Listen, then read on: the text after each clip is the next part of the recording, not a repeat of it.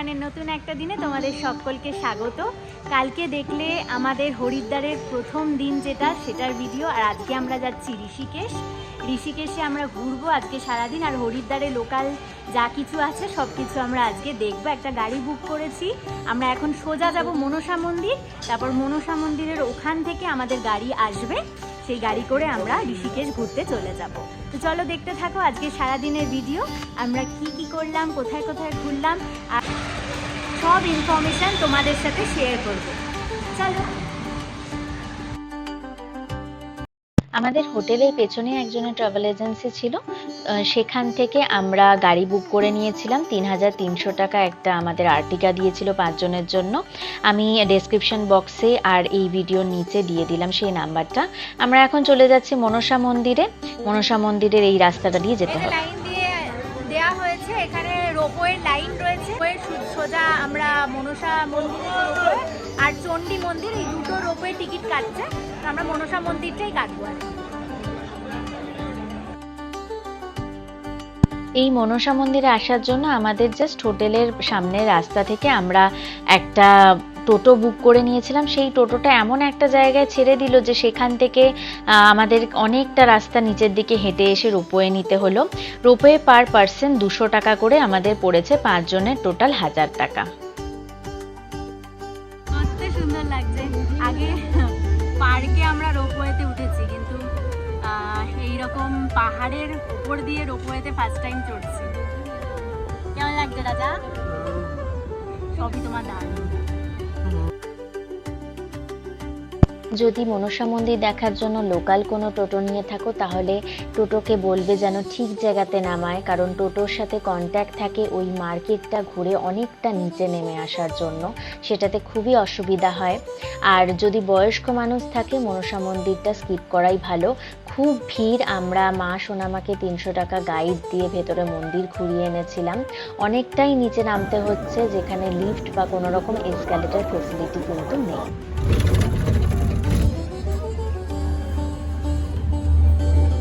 এই শহর হরিদ্বার, দূর থেকে হারকিপুয়ারির ঘাট দেখা যাচ্ছে। আমরা এই মনসা মন্দির থেকে এই সামনে জিডি হসপিটাল আছে, ওখানে আমাদের গাড়ি আসবে ঋষিকেশে, তো সেখানে যাচ্ছি।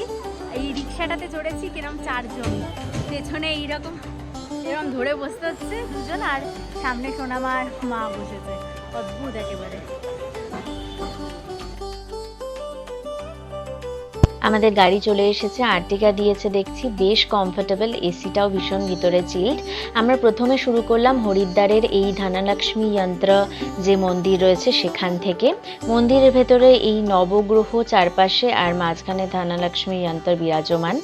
আর এরপর আমাদের দেখানো হলো এই মন্দিরের তরফ থেকেই 150 বছরের পুরনো 3মুখী রুদ্রাক্ষের গাছ, যেটা 150 বছর আগে ছিল, কিন্তু এই একই জায়গায় 3 বছর আগে আবার লাগানো হয়েছে। এরপর আমরা চলে যাচ্ছি সোজা ঋষিকেশ, যাওয়ার পথে একটু লাঞ্চ করে নেব, আর তারপর ফিরে এসে আবার হরিদ্বারে। এখনো ঋষিকেশ পৌঁছাইনি, এখানে একটা জায়গায় রাস্তায় একটা হোটেলে আমরা খেতে ঢুকেছি, কারণ এখন অলরেডি 12টা মতো বাজে। তো ভাবলাম যে 12টা যখন বেজেই গেছে, একেবারে লাঞ্চ করে তারপর আমরা ঋষিকেশ যাব, তাহলে কি কোনো পিছুটান থাকে না আর কি। কারণ ঋষিকেশে তো বিশাল কিছু ঘোরা নেই, ওখানেও এরকম মন্দিরই আছে। আরও হরিদ্বারে যা বাকি থাকবে পরপর দেখতে থাকবো। বলো কেমন লাগছে? এই যে কাল থেকে ঘুরছো, ওয়েদার প্রচন্ড ভালো। অনেকে ভরকে দেওয়ার চেষ্টা করেছিল যে মে মাসে যাচ্ছি, হ্যাঁ প্রচন্ড গরম থাকবে। গতকাল যখন হরিদ্বারে স্টেশনে নেমেছি, আমাদেরকে মুগ্ধ করেছে হরিদ্বার, সুন্দর হাওয়া।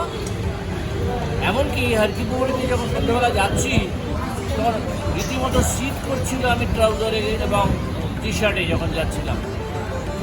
এই মুহূর্তে কালকে আমরা হারকিপুয়ারি ঘাটে যেটা হয় প্রথাগত ঐতিহ্যবাহী হরিদ্বারের, যেটা ওই গঙ্গা আরতি যেটা হয়, সেটা আমরা দেখেছি। হোটেলও এত ভালো, এখানে খাওয়ার জায়গা ভীষণ ভালো, খুব ভালো ঘুরছি যাকে বলে।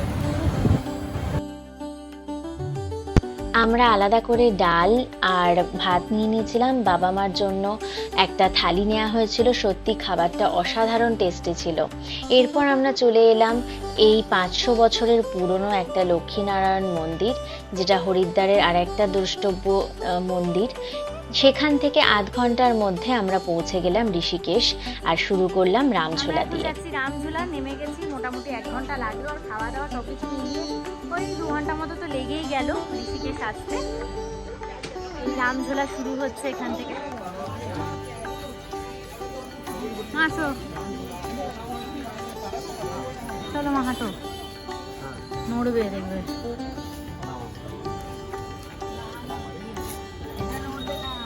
নড়বে, খুব ভিড় ছিল। আমি আর রাজা আস্তে আস্তে হাঁটছিলাম, তাই পুরো রামঝুলাটা একদম খালি পেয়ে গেছি এখন। দুর্দান্ত, এখন পুরো খালি খালি হয়ে গেছে। আমরা ওই পারটাতে যাচ্ছি, ওইখানে আরো একটা গাইড নিয়ে নিয়েছি, 200 টাকা নিচ্ছে। আর যেই গাড়ি করে যদি তোমরা কেউ আসো, তাহলে খবরদার সেই ড্রাইভারের থ্রু দিয়ে কোনো গাইড নেবে না, কারণ সেই ড্রাইভার আমাদের যে এসেছিল সে গাইড ফিক্স করে দিচ্ছিল, 500 টাকা নিচ্ছিল। আমরা তখনই মানা করে দিয়েছি, আমার মাথাতে ছিল, কারণ এর আগে আমি ইউটিউবে অনেক ব্লগ দেখেছিলাম সেই কারণে। তো এইখানে নেমেই গাইড পেয়ে যাবে, প্রচুর রাস্তায় রয়েছে লোকজন। একটু আমাদের এই 300 টাকা চাইছিল, আমরা দরাদরি করে বার্গেন করে 200 টাকা করেছি। 200 টাকাতে অনেক যা যা এই ঋষিকেশে আছে সব কিছুই ঘোরাবে 5 জনকে, আর বলবেও মানে ওই হিস্ট্রি যা যা বলার, জাস্ট একটা নেয়া। আর এটাই নেয়াটা খুব জরুরি গাইডটা, কারণ হচ্ছে এইখানে না ছড়িয়ে ছড়িয়ে অনেক মন্দির আছে, যেগুলো গুগলে সার্চ করে পাবে তো ঠিকই, কিন্তু সেটা না অনেক সময় লেগে যাবে যদি দেখতে থাকো যে কোথায় যাবে কোথায় না যাবে। সেই জন্য গাইডটা নিয়ে নিলে যদি তোমার সাথে কেউ থাকে কিংবা তুমি একাও থাকো, তাহলে সেটা সুবিধা হবে খুব। গাইডটা নেওয়া এই জন্যই ইম্পর্টেন্ট বলে মনে হলো আমার। যাই হোক, চলো দেখাই।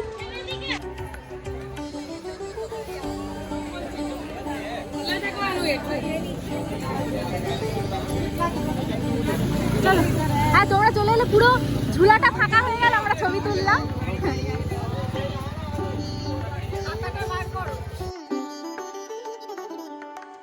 হরিদ্বার আর ঋষিকেশে দেখার মতো বলতে শুধুই মন্দির। ঋষিকেশের এই রামঝুলা পার করলে শুরু হয়ে যায় পরপর মন্দির আর বিভিন্ন ধরনের আশ্রম। প্রথমেই আমরা দেখছি রামেশ্বরম।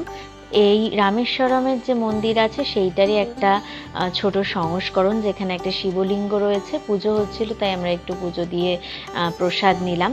তারপরে চলে এলাম এই লক্ষ্মীনারায়ণের একটা মন্দির, আর একদম আশ্রমের মতো চারিদিকটা, আর মাঝখানেই মন্দির। তারপরে গীতা ভবন রয়েছে, গীতা ভবনেই একই রকম দোকান রয়েছে, শুরুতেই একটা জামা কাপড়ের, আর ভেতরে গীতা ভবনের এই আশ্রমটা খুবই শান্ত আর স্নিগ্ধ। এই ইতিহাস, এর পেছনে কি রয়েছে সমস্ত কিছু আমাদের গাইড এক্সপ্লেন করে দিয়েছে। সেটা আমি ভিডিওতে আর দেখালাম না, কারণ এটা সামনাসামনি শুনলেই ভালো করে ফিল করা যাবে আর বোঝা যাবে। তো এখানে আমরা অনেকক্ষণ সময় কাটালাম, বসে থাকলাম, মনটা সত্যি শান্ত হয়ে যাচ্ছিল। রামঝোলার এপার থেকে আমরা লঞ্চ করে নিলাম, পার পার্সন 40 টাকা করে রাখলো। ওপারে আমরা রামঝোলার পার্কিং থেকে গাড়ি নিয়ে পৌঁছে যাব হরিদ্বার। হরিদ্বারের আবার শুরু করব কঙ্খল থেকে। ঋষিকেশ থেকে হরিদ্বার যাওয়ার পথে এই অসাধারণ সুন্দর রাস্তাটা সাজেস্ট করেছিল দাদা ভাই।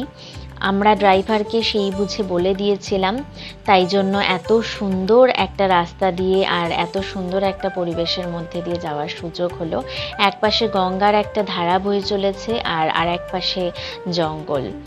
এরপর আমরা চলে এলাম কঙ্খলেই রাজা যক্ষের মন্দির, যেটা আসলেই সতীর বাপের বাড়ি হিসাবে কথিত আছে। খুবই সুন্দর মন্দিরটি, সামনে অনেকটা জায়গা, আর যেহেতু সন্ধে পড়ে যাচ্ছিল, বিকেল হয়ে গেছিল, বেশ সুন্দর লাগছিল।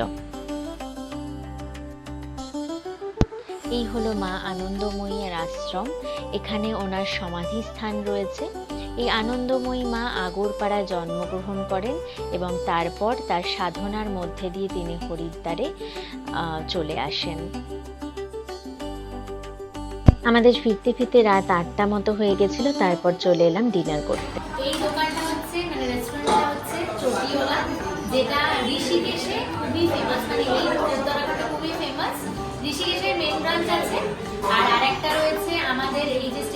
কাছে যে রোডটা সেখানে রয়েছে। আর আরেকটা ব্রাঞ্চ আছে হরিদ্বারের মধ্যে, সেটা হচ্ছে হারকিপৌরি ঘাটে, সেটা অনেকটা বড়। তো আমাদের এটা হোটেলের কাছে পড়লো, হরিদ্বারে এসেছি আর চটিওয়ালাতে খাবো না সেটা তো একদমই হয় না। তো আমাদের খাবার অলরেডি অর্ডার করা হয়ে গেছে। এই হচ্ছে বাসন্তী পোলাও নেওয়া, মানে বাসন্তী পোলাও না, ভেজ পোলাও। বাসন্তী পোলাও তো আমাদের বাঙালিতে হয়। আর এই হচ্ছে এক কড়াই ডাল, না এক বালতি ডাল। হ্যাঁ। আর ওদিকে হচ্ছে আলু জিরা, আরো দুটো আইটেম আছে, ওটা আসবে। এটাকে মনে হয় আপনারা সবাই চেনেন, এটাকে পেঁয়াজের থালি বলে। আর এটা কি কেমন খাচ্ছেন লাগে? এটা? এটা এটা খাচ্ছি হচ্ছে ওই যে পেছনে লেখা আছে কি হ্যাঁ, খাচ্ছেন? লাচ্ছিও নয়, গোলও নয়, মশালা ছাঁচ। মশালা ছাঁচ খাচ্ছি এটা, যেটা আমরা রাজা খুবই ফেভারিট, ভীষণ পছন্দ করি। আর দেখা যাক খাবার কেমন হয়, তারপরে বলবো খাবারের টেস্টটা, সেই অনুযায়ী অবশ্যই তোমাদের রেকমেন্ড করবো, চিন্তা করো।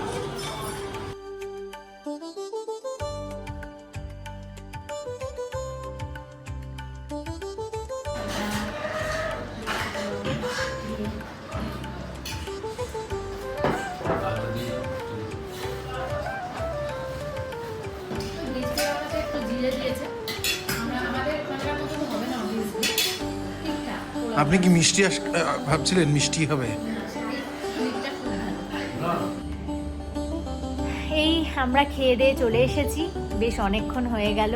গোছগাছ করছিলাম, এই পেছনে পুরো সব লাগেজ টাগেজ গোছানো রয়েছে, রেডি করা, কারণ কালকে ভোর 6:30টায় উঠে যেতে হবে আর 8টায় আমাদের গাড়ি আসবে দেরাদুন হয়ে, আমরা মুসৌরি যাব কাল, সেই জন্য।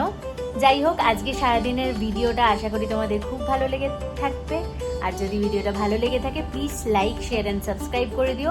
তোমরা সবাই অনেক অনেক ভালোবাসা দিচ্ছ, ভিডিও দেখছো, কিন্তু কেউ লাইক আর কমেন্ট করছো না। যদি কমেন্ট না করো তাহলে কি করে বুঝবো ভিডিওটা তোমাদের কেমন লাগছে?